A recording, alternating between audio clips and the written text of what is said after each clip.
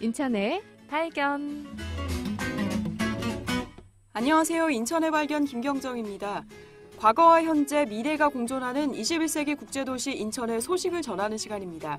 더 나은 인천을 위해서 시에서는 어떤 노력을 하고 있을까요? 오늘도 이종우 방송팀장과 함께합니다. 팀장님 안녕하세요. 안녕하세요.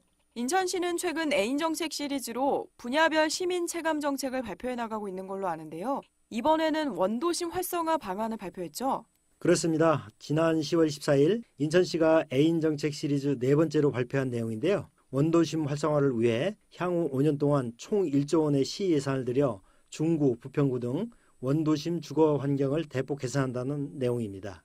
사실 인천시뿐만 아니라 대부분의 대형 도시들이 이 신도심과 원도심 간의 지역 불균형 발전 문제로 고민해오고 있는 상황이죠. 이를 해결하기 위해서 인천시는 어떤 방안을 마련했는지 그 주요 내용을 한번 설명해 주세요. 우선 인천에서 원도심이라 하면 내강 중심의 중구, 동구와 남구, 부평구, 서구, 계양구의 경인고속도로 주변 도심을 꼽을 수 있겠는데요. 이들 원도심 내 원주민들의 소득 창출을 위한 공동작업장을 설치하고 공공임대상가 영세주민 우선 입주, 공간을 활용한 아이들의 학습공간 마련 등을 적극 지원할 계획입니다. 아울러 원도심 내 주차 문제 해결을 위해 공영주차장을 확대 설치하고 교통사각지대 버스 노선 투입, 마을 공공디자인 사업도 추진하게 됩니다. 지난 24일 인천시청 중앙홀에서 공간복지 오디션을 실시했다고 들었습니다. 이 오디션을 통해서 복지 정책을 선정한다는 발상 자체가 아주 신선한데요. 자세한 설명 좀 부탁드릴게요. 10월 24일에 인천시가 복지정책 선정을 위해 오디션을 가졌습니다. 보통 시의 정책은 행정기관이 주도해서 발굴하고요. 발표하는 게 일반적이었는데요.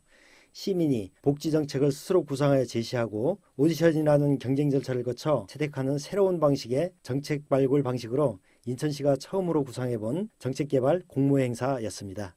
그렇군요. 시민들이 직접 참여하니까 정책에 대한 이해도나 체감도가 아마 훨씬 높아졌을 것 같은데요. 이 공간복지 오디션에 참여하신 분들이 많았었나요? 예, 공간복지 오디션은 그야말로 성황을 이루었는데요. 지난 9월부터 실시한 아이디어 공모에만 총 142건의 사업이 접수되었습니다. 이렇게 접수된 아이디어를 대상으로 사전 서면 심사를 통해서 1차로 11개 사업을 선정했고요. 최종 심사에는 12명의 전문 심사단과 150인의 청중평가단으로 참여했습니다. 이날 심사 결과 소아 환화복 캐릭터 제작 사업을 비롯한 5개의 복지사업이 우수사업으로 최종 선정됐는데요. 우수사업 수상자에게는 상금과 상패가 수여되었을 뿐만 아니라 내년에 사업 예산을 지원하여 인천시의 특수시책으로 추진할 계획입니다. 이번에는 시민들께서 알아두시면 유용한 생활정보입니다. 11월부터는 임의용 서비스를 제공할 때 업주가 미리 손님에게 최종 지불 가격을 고지해야 한다고 합니다. 어떤 내용인지 설명이 좀 필요할 것 같아요. 예, 지난 9월 15일자로 공중위생관리법 시행규칙이 개정되어 오는 11월 16일부터 시행된 내용입니다. 우선 위 제도를 시행하게 된 배경사건이 있었는데요. 작년 5월에 충주에서 한 장애인이 머리 손질을 받은 후 55만 원을 청구받아 너무 과다한 임의용 서비스료 때문에 사회적 이슈가 된 적이 있었는데요. 이와 유사한 사례를 막기 위해 시행하게 된 정책입니다. 네, 그 사건 기억나죠. 장애인에게 사전에 구체적인 가격을 전혀 밝히지 않고 여러 가지 미용 서비스를 실시한 후에 과다한 비용을 청구해서 말썽을 했던 사건이었죠. 하지만 보통 임용실에 가면 이 가격표가 붙어 있지 않나요?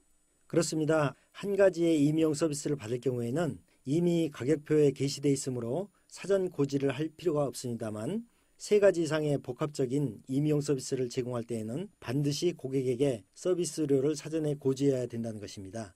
예를 들어 커트를 한 후 염색을 하고 펌을 하게 되면 업주는 3가지 임의용 서비스를 제공하게 된 것인데요. 이렇게 3가지 이상의 서비스를 한 번에 이루어진 경우 반드시 고객에게 임의용 서비스료가 얼마인지 사전에 알려주도록 해서 바가지 요금을 근절하고 또한 개인의 경제 규모에 맞는 서비스를 선택할 수 있도록 하자는 것입니다.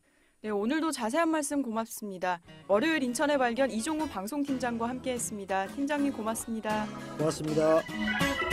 클릭 정보와이드 뉴스 편집의 문영호, 연출의 최미근이었습니다. 곧이어 팝콘이 방송됩니다.